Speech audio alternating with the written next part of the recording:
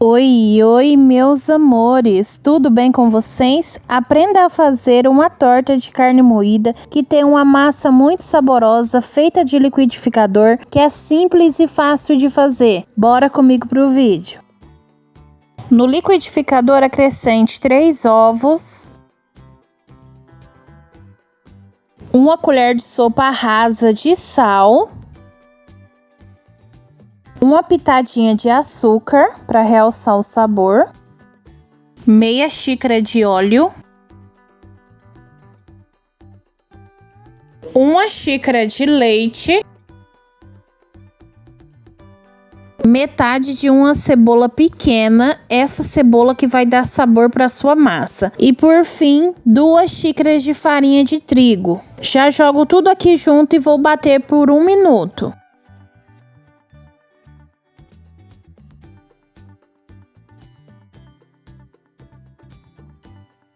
Para finalizar, eu acrescento 1 colher de sopa de fermento em pó para bolos e misturo muito bem com o auxílio de 1 colher.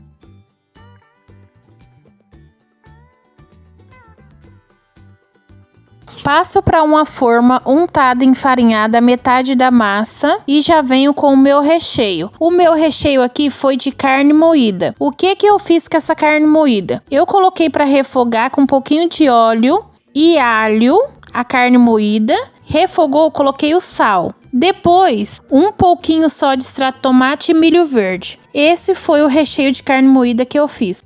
Eu começo espalhando aqui por cima da minha massa e para finalizar eu coloco fatias de mussarela e finalizo com o restante da massa. E depois salpico orégano. E vou estar levando para o forno a 200 graus por 40 minutos.